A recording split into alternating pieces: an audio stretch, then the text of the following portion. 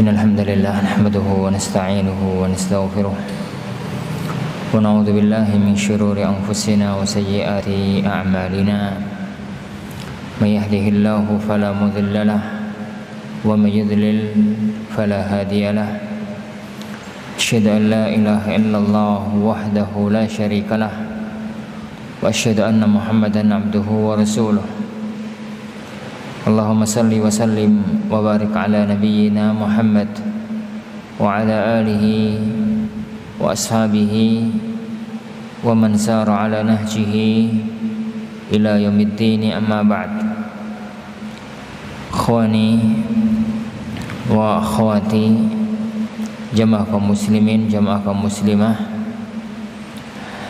yang semoga senantiasa mendapatkan curahan rahmat dan taufik dari Allah Subhanahu wa ta'ala. Kajian yang ada di hadapan kita adalah sebuah kajian yang sudah kita mulai sejak akhir Syawal, tapi kajiannya di studio. Dan setelah kita melihat dengan berbagai macam pertimbangan, maka kajian kita alihkan di masjid yang berbarokah ini. Risalah yang kita baca adalah sebuah surat nasihat yang ditulis oleh seorang imam besar dari Andalus, dan beliau adalah salah satu di antara tokoh mazhab Malikiyah, Al-Imam Al-Hafidh Abdul Walid Al-Baji rahimahullahu ta'ala. Tatkala kedua anaknya sudah menginjak dewasa, sudah waktunya untuk mengarungi kehidupan, bukan lagi anak-anak, tapi sudah menginjak usia-usia dia harus mengenal apa yang harus dia lakukan sebagai seorang anak manusia. Dimulai dengan beliau menyebutkan tentang pentingnya beriman kepada Allah Subhanahu wa ta'ala, mentaati perintah-perintahnya, menjauhi larangan-larangannya, karena itu adalah awal dari semua kebahagiaan dan kebaikan. Kemudian beliau lanjutkan bahwa orang itu tidak mungkin beriman, orang itu tidak mungkin menjalankan perintah, dan seorang itu tidak mungkin meninggalkan larangan kecuali dia memiliki ilmunya. Itu poin yang kedua. Kemudian beliau menyebutkan tentang keutamaan ilmu, keagungan ilmu.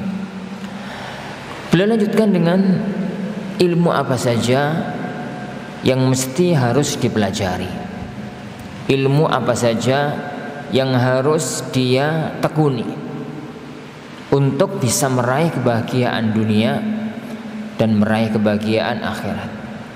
Kemudian beliau menyebutkan tentang ilmu-ilmu yang harus dihindari agar tidak malah salah jalan dan tidak malah tersesat di dalam mengarungi kehidupan ini.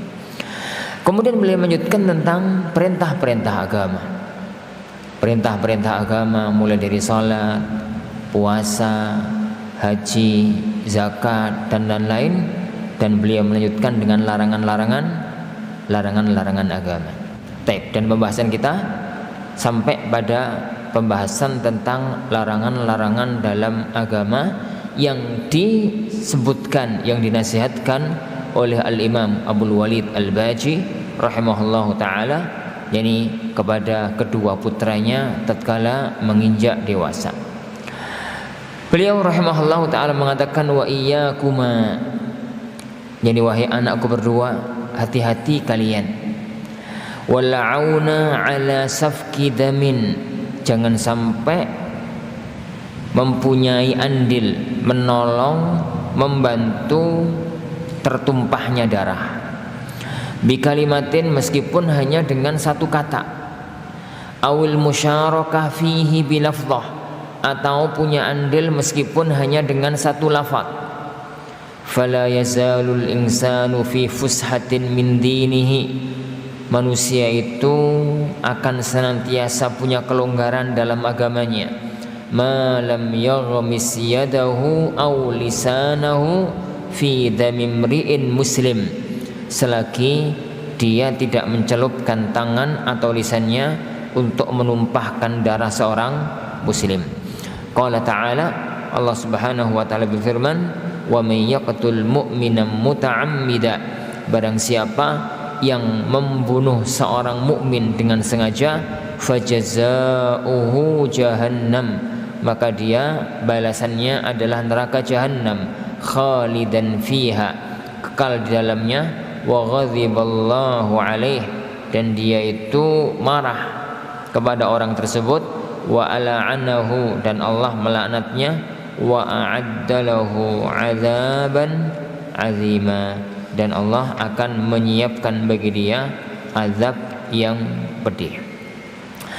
Yang dinasihatkan oleh Imam Al-Baqi rahimahullah kepada kedua putranya adalah jangan sampai membantu punya andil terhadap pembunuhan seorang muslim, apapun andil tersebut. Sampai beliau mengatakan sampai pun hanya dengan satu kata. Dalam sebuah hadis Rasulullah Shallallahu Alaihi Wasallam bersabda, sanadnya dipertanyakan oleh sebagian para ulama, tapi maknanya sahih.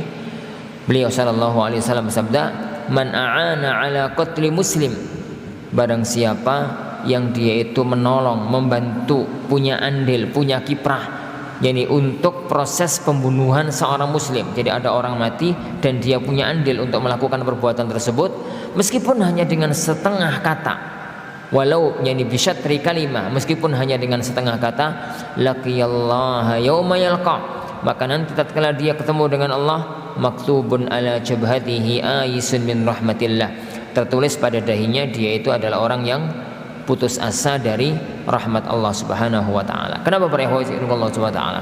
Cermati ayat yang disebutkan oleh beliau tadi dalam surat An-Nisa ayat 93. Allah Subhanahu wa taala menyebut beberapa ancaman besar bagi pelaku perbuatan ini.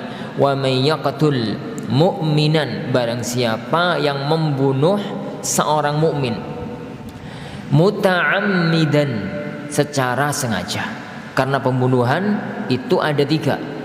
Pembunuhan dalam fikih itu ada tiga. Satu, qatlul amd, membunuh sengaja.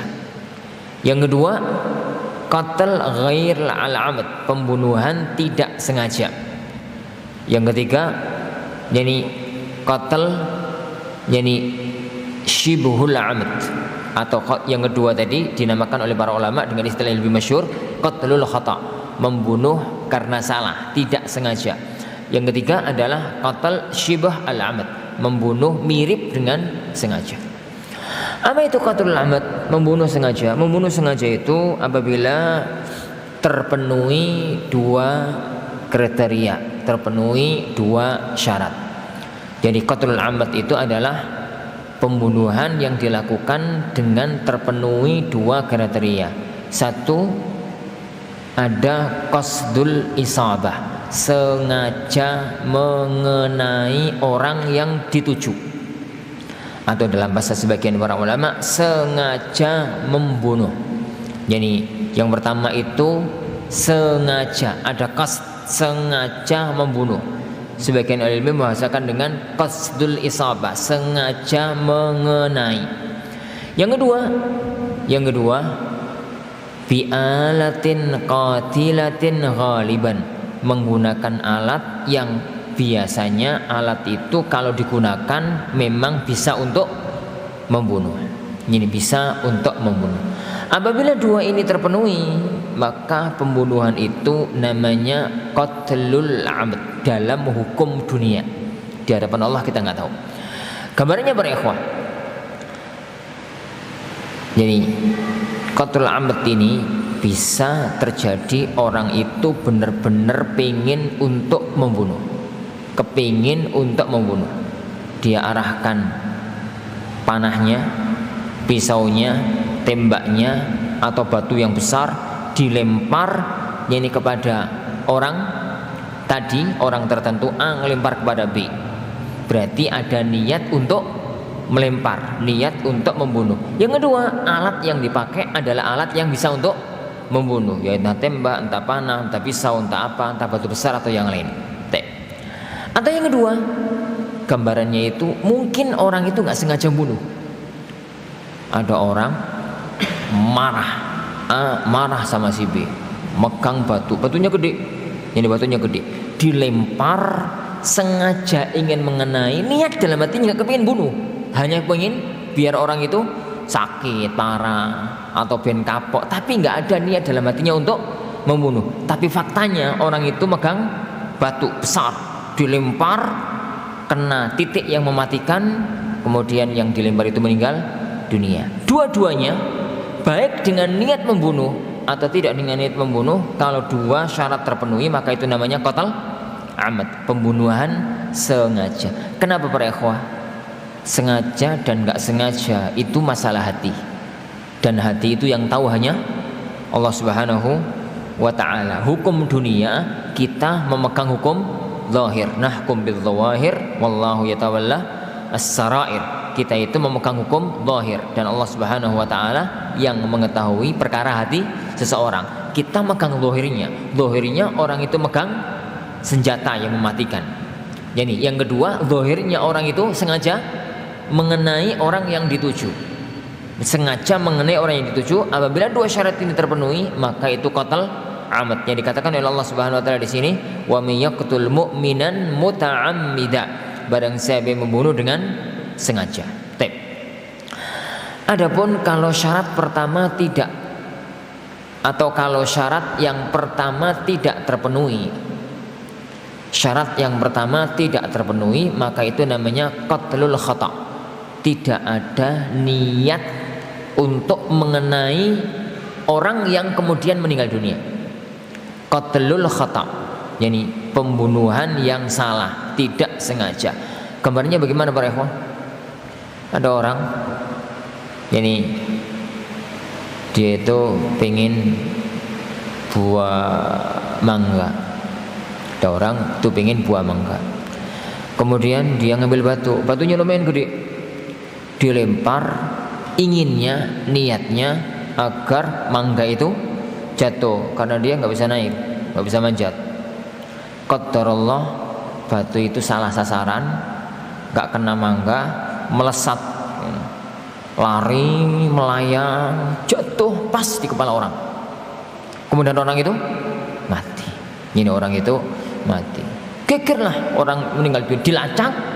Ternyata ketahuan yang melempar adalah si fulan, tapi kejadiannya bukan ngelempar kepala orang, tapi ngelempar mangga. Ini namanya tidak ada qasdul qatl, tidak ada qasdul isabah, tidak ada kesengajaan mengenai seseorang, tapi efeknya sampai mati. Ini pakai alat yang biasanya untuk membunuh atau tidak, sama saja. Pokoknya tidak ada unsur sengaja mengenai, namanya qatlul khata, pembunuhan yang tidak sengaja, pembunuhan yang tidak sengaja. Baik, yang ketiga, jika qasdul isabahnya ada, tapi alat yang dipakai tidak biasa dipakai untuk membunuh, standarnya itu bukan alat untuk membunuh, qasdul isabahnya ada, maka itu namanya qatl syibhul amad, pembunuhan mirip sengaja. Mirip sengaja. Gimana gambarnya orang? Ada orang marah sama si B. Marah sekali. Saking marahnya dia ingin melempar si B tersebut. Langsung ngambil yang ada di hadapan dia. Dia nemukan ini. Ini kalau dilempar buanter sama orang, kira-kira secara standar pembunuhan ini membunuh apa enggak ya, Pak? Hah? Enggak. Dia bawa ini atau pensil atau penghapus buku itu loh, bukan penghapus penulis, penghapus buku itu, dilempar karena marah, sengaja ngelempar, sengaja mengenai, sengaja orang itu ben sakit dengan hal-hal ini. Qadarullah, dilempar kena mati. Berarti unsur yang pertama ada apa itu? Qasdul isabah, sengaja mengenai. Tapi unsur kedua tidak ada, yaitu alat yang dipakai bukan alat untuk membunuh. Maka yang ketiga ini namanya qatl syibh al-amd, pembunuhan mirip sengaja. Ana tidak akan membahas ini panjang lebar karena ini masalah fikih. Kita hanya akan bahas ayat ini. Tatkala Allah mengatakan wa may yaqtul mu'minam muta'ammidan, barang siapa membunuh seorang mukmin sengaja. Barang siapa yang membunuh seorang mukmin sengaja, muta'ammidan, sengaja. Berarti tercapai dua syarat tadi.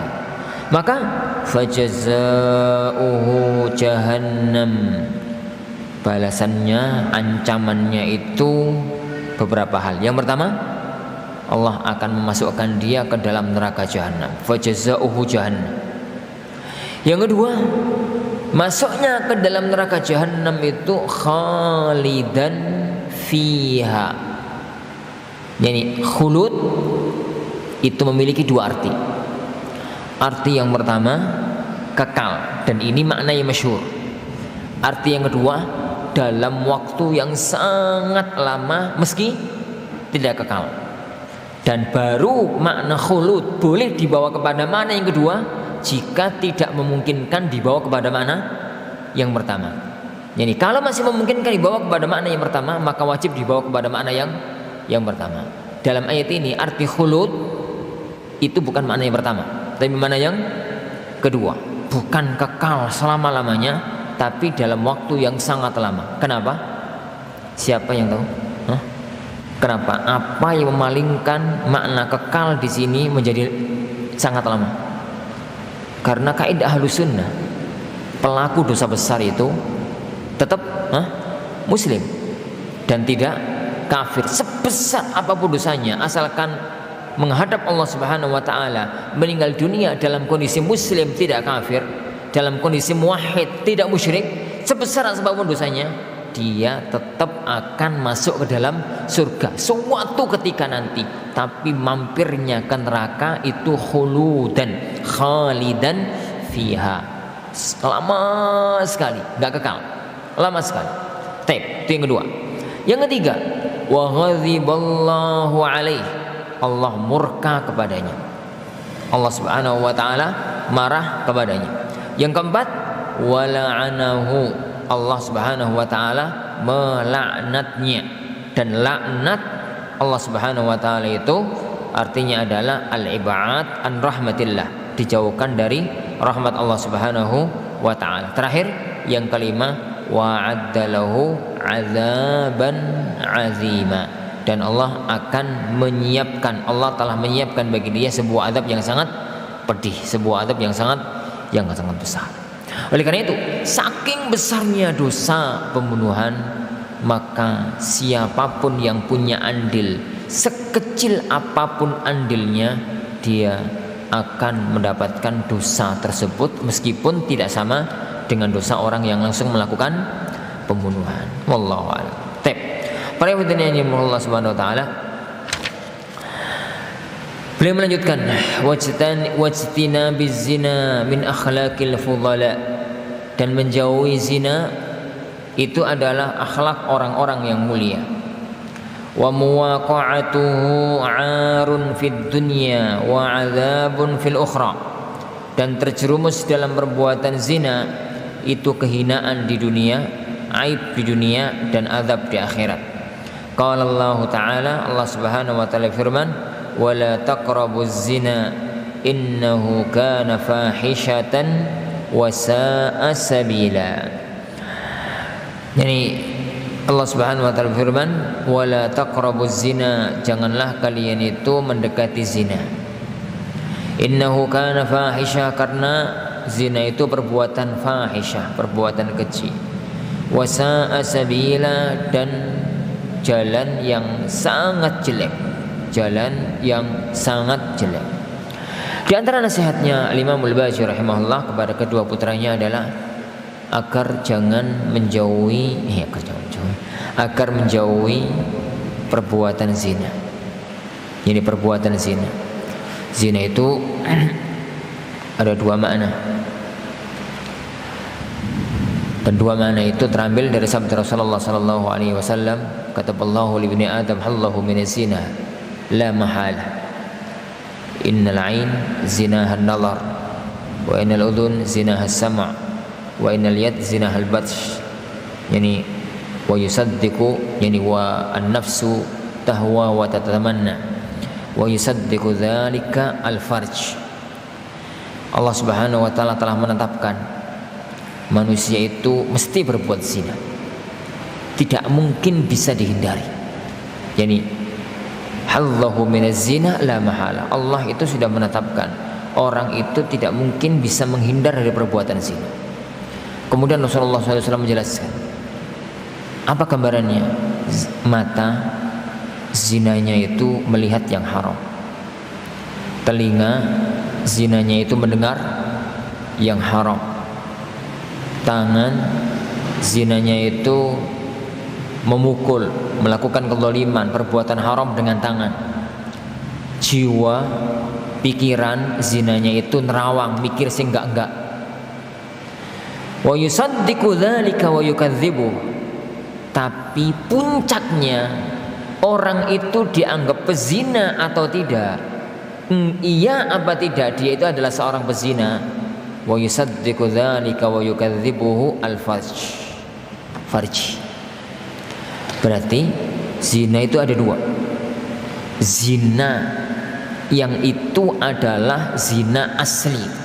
Jika disebut dengan lafadz zina, maknanya adalah itu adalah zina farji. Yang kedua, zina yang lain itu adalah perbuatan haram anggota badan yang diungkapkan dengan istilah zina. Maka tatkala Allah Subhanahu wa taala di sini mengatakan wala taqrabuz zina. Zina maksudnya apa ini? Zina farj, bukan zina yang lainnya. Karena zina yang lainnya itu nggak bisa dihindari oleh manusia. Ini terutama pada zaman sekarang ini. Terutama pada zaman sekarang ini sulit, hampir tidak mungkin orang itu bisa menghindar dari perbuatan zina. Jadi nggak ke pasar, gak mangan ning pasar paing koyok ngono. Gak ning toko butuh barange ke toko kadang-kadang dengar suara yang enggak. Dan pada waktu kita ke toko, tatkala ada suara musik, itu kadang-kadang tanpa sadar itu hati hanyut. Dan itulah zina. Itu zina telinga. Yani tatkala orang ke pasar lihat sing enggak, itulah zina mata. Di zaman sekarang hampir tidak bisa dihindari. Terutama yani alat yang selalu kita bawa kemana-mana, itu hampir gak bisa dihindari. Tapi zina yang dimaksudkan di sini adalah zina intinya, yaitu zina farj. Beliau mengatakan menjauhi perbuatan zina itu akhlaknya orang-orang mulia. Dan kalau orang itu terjerumus dalam perbuatan zina, di dunia tercela, mendapatkan aib, di akhirat dia mendapatkan azab. Adapun di dunia, maka celaan syar'i dan celaan sosial. Celaan syar'i, orang itu kalau belum pernah nikah dicambuk dan dibuang selama setahun. Ditaghrib, diasingkan. Kalau dia sudah muhsan, sudah pernah menikah, maka dirajam, dan penjabarannya dalam kitab-kitab fikih. Itu kehinaan dalam arti hukuman syar'i dunia. Yang kedua, hukuman sosial. kalau di tengah masyarakat yang masih normal, kemudian di situ ada orang yang dikenal, diketahui bahwasanya dia berzina, maka dia akan dicap jelek oleh masyarakat sekitar tersebut. Apalagi kalau dia itu seorang wanita. Itu arun fid dunia, kehinaan di dunia. Dan di akhirat dia itu mendapatkan azab yang pedih. Dia mendapatkan azab yang pedih. Oleh karena itu Allah Subhanahu wa taala mengisyaratkan dalam ayat yang agung ini dalam firman-Nya, wala taqrabuz zina. Allah tidak mengatakan wala tazinu, janganlah kalian berzina. Karena kalau wala tazinu itu titik tekannya adalah jangan kalian berzina, zina farj. Tapi wala taqrabuz zina, janganlah kalian mendekati zina, titik tekannya adalah semua pengantar itu dihindari. Kalau pengantarnya dihindari secara otomatis perbuatan pokoknya akan terhindari. Tapi kalau lafadznya adalah wala tazinu, jangan kamu berzina, larangan itu ada pada titik pokoknya, belum tentu pengantarnya dihindari, belum tentu pengantarnya dihindari. Jadi oleh karena itu Allah mengatakan wala taqrabuz zina. Oleh karena itu para ikhwan sekalian, banyak sekali syariat itu yang diharamkan, sebabnya adalah ini. Intinya adalah karena larangan ini.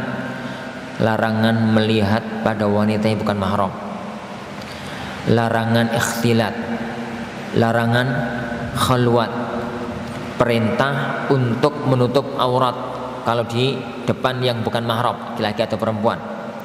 Yani larangan bagi wanita kalau keluar rumah itu dengan tabarruj, larangan wanita kalau keluar rumah itu dengan pakai wangian, dan semua larangan-larangan itu yang seambrek itu semua adalah larangan sebagai wujud dari wala taqrabu az-zina. Janganlah kalian itu mendekati perbuatan zina.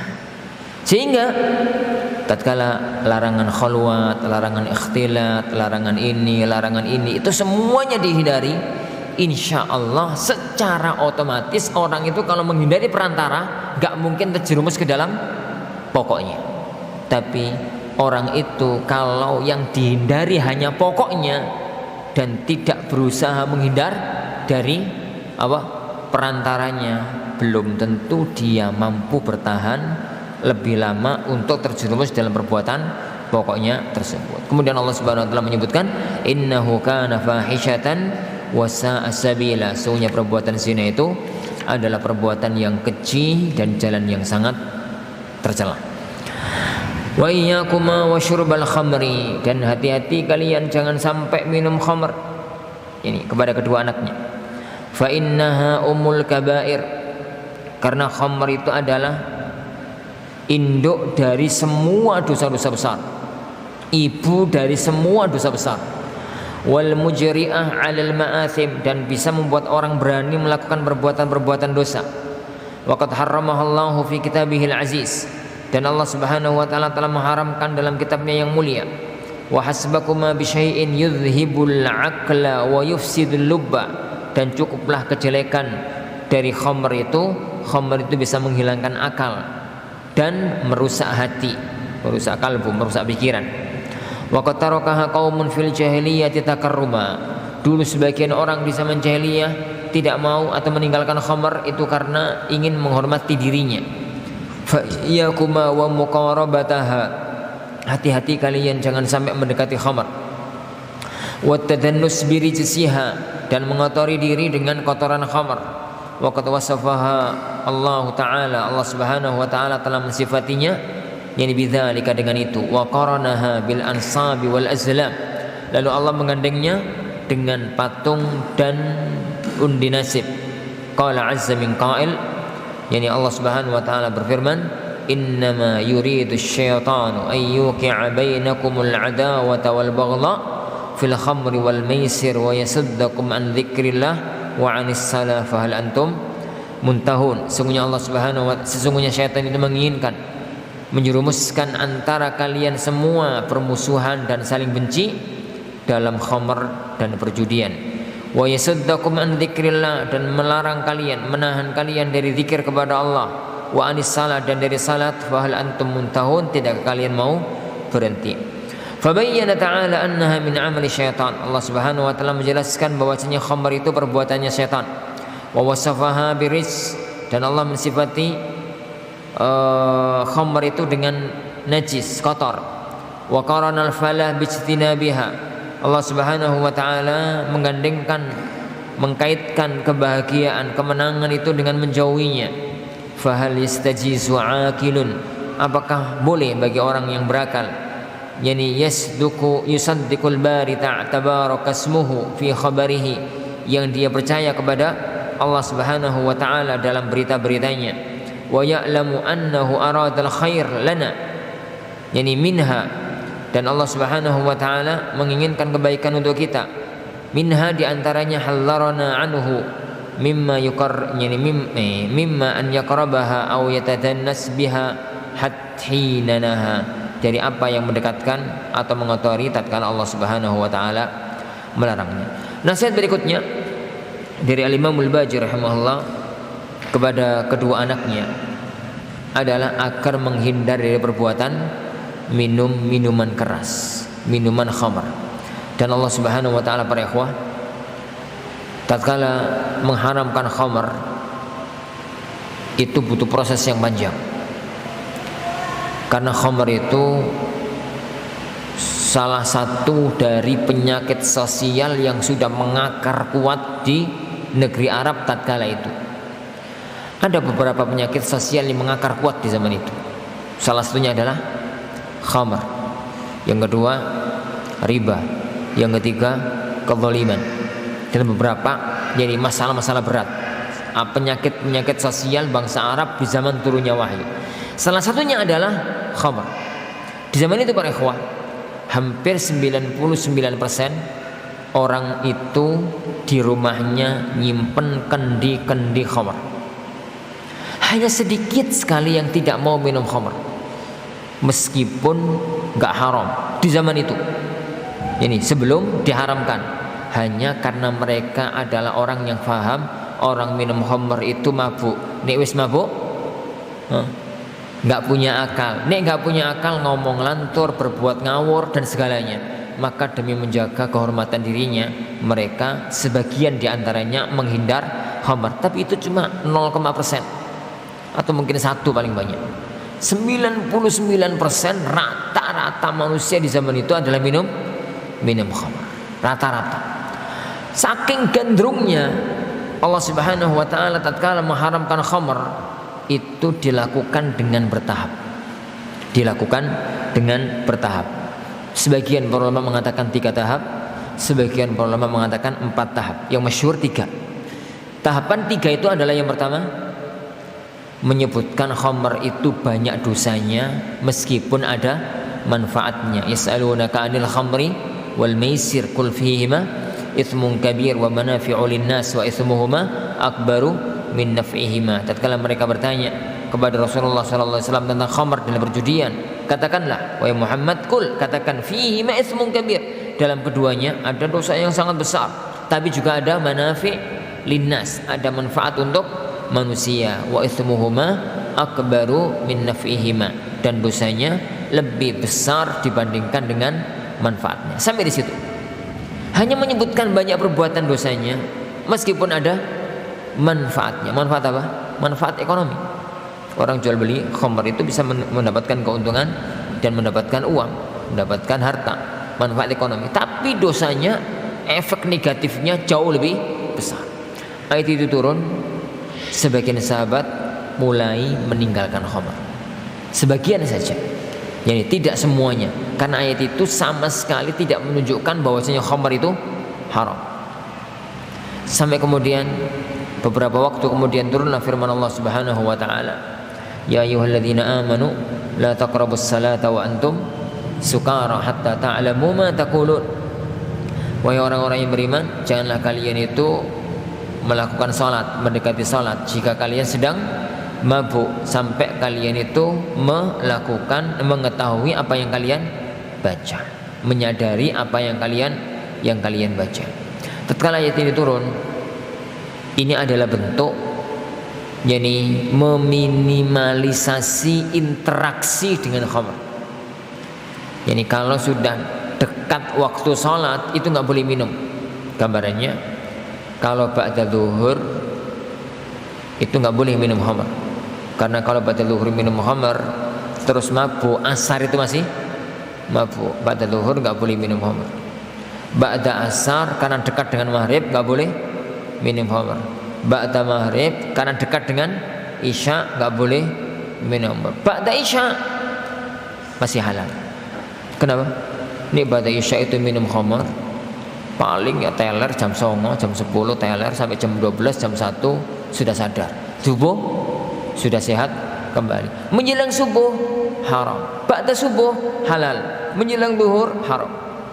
Jadi dari 24 jam cuma ada 2 waktu halal. Semuanya haram. 2 waktu halal itu ba'da isya sama ba'da subuh. Ba'da isya sama ba'da subuh. Itu ayat yang kedua. Ini mulai dijadikan oleh Allah Subhanahu wa taala sebagai masa adaptasi dari yang setiap saat minum khamar langsung meninggalkan total itu mungkin berat, maka diminimalisasi sampai tatkala Allah Subhanahu wa taala melihat bahwasanya sudah waktunya untuk diharamkan secara totalitas, maka turunlah firman Allah Subhanahu wa taala. Ini turunlah firman Allah Subhanahu wa taala dalam surat At-Taubah dan dalam surat Al-Maidah, ya ayyuhalladzina amanu innamal khamru wal maisir wal ansabu wal azlamu rijsun min amali syaitan fajtanibuhu la'allakum tuflihun. Sahai orang-orang yang beriman, sesungguhnya khamar, yakni perjudian, patung, undi nasib, semuanya itu adalah rijs, perbuatan najis, perbuatan kotor, termasuk di antara perbuatan-perbuatan syaitan. Fajtanibuhu, maka jauhilah, la'allakum tuflihun, semoga kalian adalah menjadi orang yang beruntung. Dalam ayat ini Allah Subhanahu wa taala pertama memerintahkan untuk, yakni Allah menyebut khamr itu rijs, perbuatan najis, perbuatan kotor. Yani jumhur para ulama memahami rijs di situ adalah rijs dalam 2 maknanya, rijs hissi dan rijs ma'nawi. Rijs hissi itu hukum zahirnya najis, najis dalam hukum fikih. Itu mazhab jumhur. Dan rijs yang kedua adalah rijs ma'nawi, rijs dalam arti maknanya, kalau diminum membuat orang melakukan perbuatan haram. Sebagian para ulama memahami rijs dalam ayat itu adalah rijs yang kedua tok, tanpa rijs yang pertama. Dan ini titik perbedaan para ulama yang panjang tentang status khamr itu najis atau bukan. Mereka sepakat khamr itu najis maknawiyan, secara efek, secara maknawi najis. Tapi apakah khamr itu najis secara hukum fikih, yakni hissiyan, terjadi khilaf panjang di kalangan para ulama.